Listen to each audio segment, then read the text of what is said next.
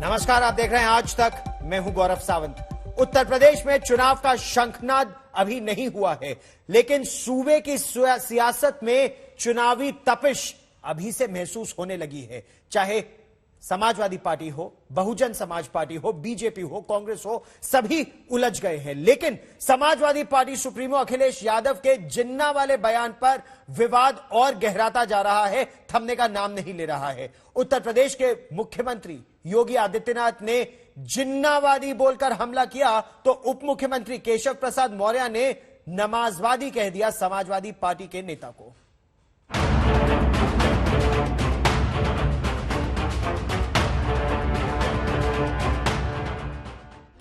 जवाहरलाल नेहरू जिन्ना एक ही संस्था में पढ़ करके बैरिस्टर बन करके आए, जाने अनजाने में उनके मुंह से निकल जाता है, यही जिन्नावादी हैं। समाजवादी पार्टी पूरी नमाजवादी पार्टी बनकर के देश के लिए बलिदान देने वालों का अपमान किया है। यूपी की सियासत का ये नया वाद है। पूंजीवादी और समाजवादी के बाद जिन्नावादी और नमाजवादी। जवाहरलाल नेहरू जिन्ना एक ही संस्था में पढ़ करके बैरिस्टर बन करके आए। समाजवादी पार्टी अध्यक्ष अखिलेश यादव ने देश के बंटवारे के गुनहगार मोहम्मद अली जिन्ना की तारीफ की तो अखिलेश पर हमले के लिए बीजेपी नेताओं ने नए नए शब्द गढ़ लिए। देखिए यूपी के सीएम योगी आदित्यनाथ और डिप्टी सीएम केशव प्रसाद मौर्य ने जिन्ना के बहाने अखिलेश पर किन शब्दों से हमला बोला। अगर भाजपा नहीं होती, मोदी जी नहीं होते, उत्तर प्रदेश में भाजपा की सरकार नहीं होती तो क्या ये काम हो पाता? पहले की सरकारें तो राम भक्तों पर गोलियां चलाती थी। ये वही लोग हैं, जाने अनजाने में उनके मुंह से निकल जाता है, यही जिन्नावादी हैं जो राम भक्तों पर गोली चलाते हैं। और जब भी ये जिन्नावादी आएंगे राम भक्तों पर इसी प्रकार से गोली चलाएंगे। लेकिन अब राम भक्तों पर गोली नहीं चलेगी, अब आतंकवादियों पर गोली चलेगी। श्री अखिलेश यादव जी, जो मैं उनको श्री अखिलेश अली जिन्ना कहूं तो कोई गलत नहीं होगा, समाजवादी पार्टी पूरी नमाजवादी पार्टी बनकर के देश के लिए बलिदान देने वालों का अपमान किया है, देश की को आज़ादी दिलाने वालों का अपमान किया है और इसके लिए उन्होंने देश से माफी मांगनी चाहिए। और मोहम्मद अली जिन्ना का नाम लेकर के समाजवादी पार्टी का असली चेहरा जनता के सामने आ गया, उन्हें देश से माफी मांगनी चाहिए। यूपी सरकार में योगी और मौर्य अकेले नहीं हैं, जिन्हें अखिलेश के समाजवादी होने में जिन्नावादी या नमाजवादी का अक्स नजर आ रहा हो।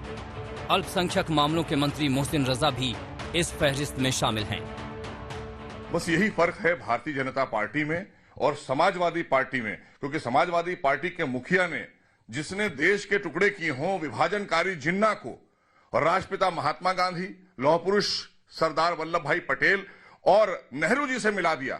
उनकी विचारधारा से मिलाकर उन्होंने ये बता दिया कि अभी देश के अंदर ऐसी विचारधारा के लोग हैं जो भारत के टुकड़े करने वाले लोगों के साथ खड़े दिखाई देते हैं।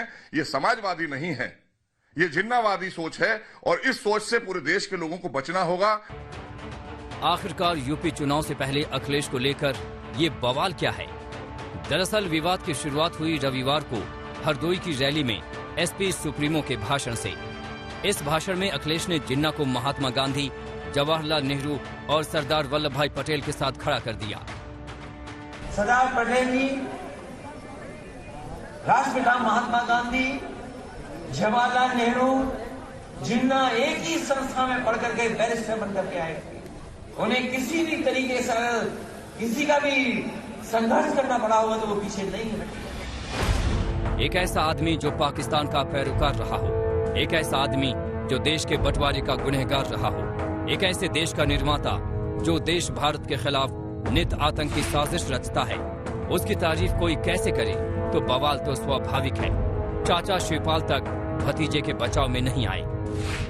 हम तो जानते हैं अस्तागफिरुल्लाह साहब को जानते हैं, हम जानते हैं एपीजे कलाम को जानते हैं और उनको जानते हैं जिन्होंने उस लड़ाई में टैंक, अब्दुल हमीद जिन्होंने टैंक तोड़े थे, शहीद हुए थे, इनको हम जानते हैं। अब उनको तो हम जानते नहीं, मेरा जन्म भी नहीं हुआ था। अब समझने की जरूरत है कि अखिलेश के इस बयान को नासमझी माना जाए या सियासत का वो दांव जिसके केंद्र में है मुस्लिम वोट और लक्ष्य है यूपी चुनाव। जवाहरलाल नेहरू जिन्ना एक ही संस्था में पढ़कर के बैरिस्टर बनकर के आए। कहीं जिन्ना वाले प्रेम के पीछे अखिलेश का मुसलमानों को साथ लाने वाला गेम तो नहीं, क्योंकि इन वोटों पर हर विपक्षी दल के डोरों ने समाजवादी पार्टी को कुछ डरा दिया है और यही डर अखिलेश के मन में जिन्ना बनकर घर कर गया है। आज तक ब्यूरो।